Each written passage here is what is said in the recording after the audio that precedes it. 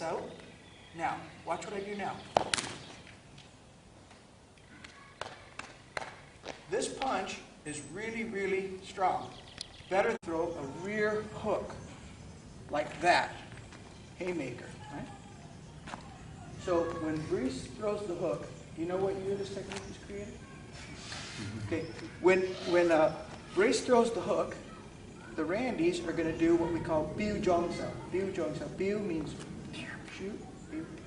Jong sao. You know the wooden dummy? Mokken jong? Jong. Jong is like the wooden dummy. So in Wing Chun, you're the dummy, you're the Wing Chun dummy, and this is your jong sao. So biu jong sao, thrusting guard.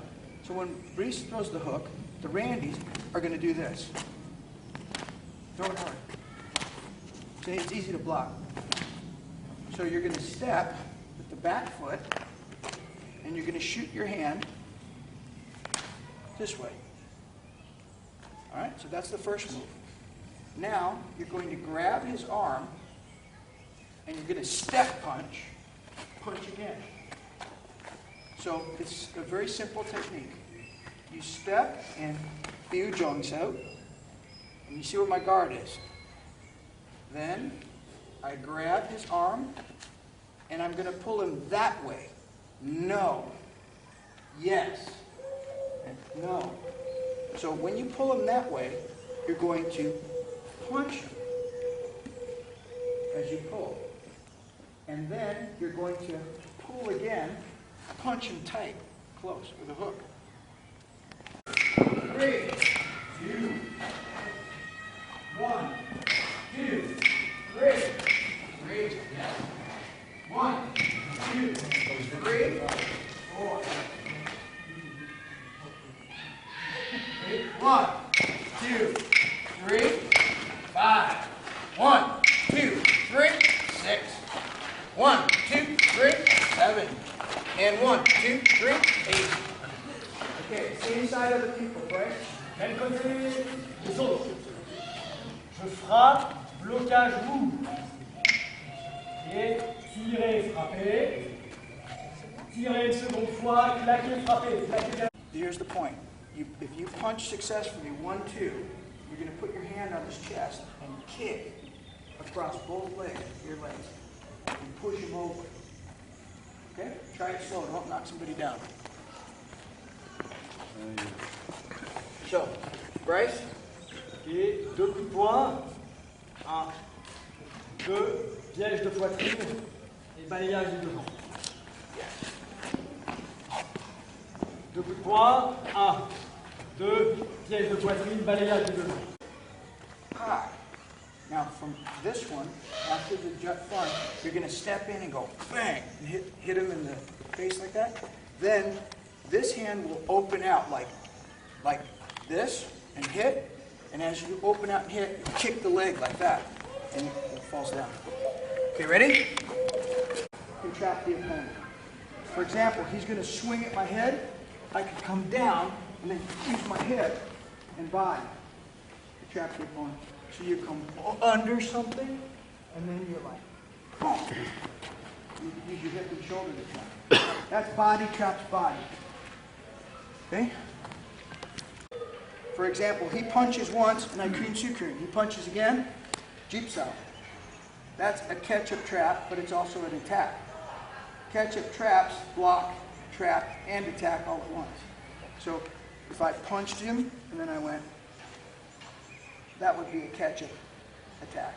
Or if he punched, and I did bong, and he did another one, and I went Chun, that would be a catch-up attack. Because I would hear, snap, whoop, boom. That's a catch-up attack. Okay, shrinking ring. There's something in Wing Chun we call a shrinking ring trap. It comes with Buji, a ring that gets smaller. For example, if he punches and I biu, normally I just grab, right? Flop so. But at Buji, we do something called a shrinking ring with 2 fingers. See what happens to him?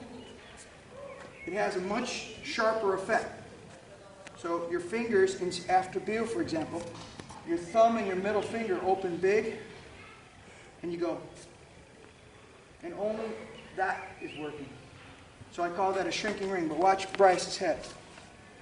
Okay? It has more effect. Just 2 fingers. So that's called kamlasa, which means Chun now. Yes, It's the middle finger. Or... middle finger.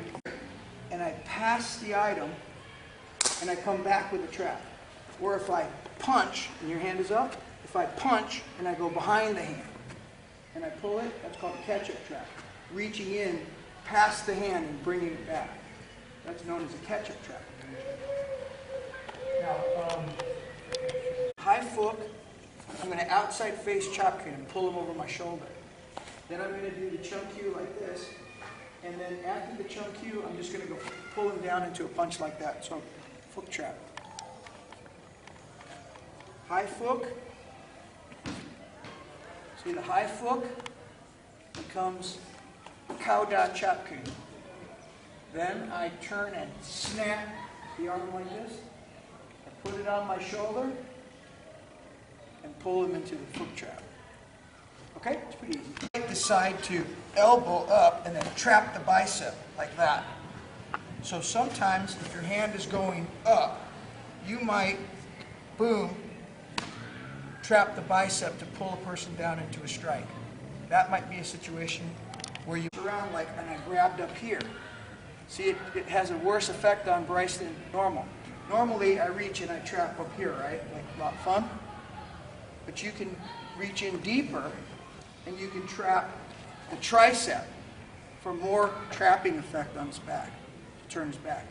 So that's what I call a tricep trap. And I use tricep traps. Sometimes I use a tricep trap, for example, like this. And I'll hurt the arm with a little bit of squeeze. And I'll trap the tricep to pull him into a strike like that. So this would be a situation where I would do a tricep trap. And there's many more. I had some other ones planned for you guys. Now, there's the idea of a stupid trap. I think we did that yesterday, right? There's something else that teaches you how to escape from the trap. Now, in the Buji form, you guys see us do this weird motion. You've seen in the Buji form. It looks weird, and you're like, what is that? Right? And it looks like, what the hell could that be?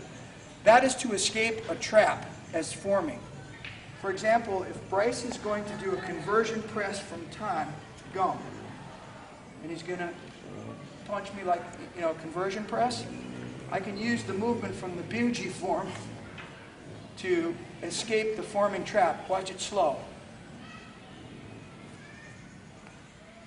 And that's why it does that in the Buji form, because as your hands start to get trapped, that's what we learn in the Buji form of how to escape from a forming trap. Let me show you one more time slow so you can do it at home. As your hands get tied up, you can do that. For example, if someone's about to get you in a cross-up trap, say he punches and he grabs my hand and he punches, and now he's got me in the cross-up trap. Remember yesterday I showed you how to do that to escape? But there's other ways you can do it too. As the person starts to do that, you can use that Buji motion to break up the trap. And then elbow. And in Buji, when you do that, well, see what happens? When he starts to do he does the cross-up trap, boom, boom, you go like this to break it to begin with, and then you pull it down. And this is what saw as a trapping reversal with the quiet jump. Okay? So that's a way you can reverse the trapping situation. And that's this weird looking move in the Buji form when you have this thing that looks like that.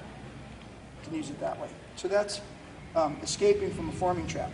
Now 2, 3, 4. Step, elbow, 1. Ready? Roll. 2, 3, 4. Step, elbow, 2. Ready? Tanda, tanda. Then, right off the punch. You can do it. We'll punch with this hand and then sweep with the chest strap. Don't fall. So you're going to kick like this, 1, with your shin hitting the opponent. And you know what I like to do, even though it's a little bit telegraphic, is I like to step here first, when possible. I like to step, bam, like that. So you're going to step, kick, plant, trap, hit. with the front hand. Otherwise, it wouldn't be a true plant trap hit because your weight is on the front foot. Kick. This hand hits first. See how your opponent is now going to be off balance. Then you're going to trap the chest and kick this leg out. Okay?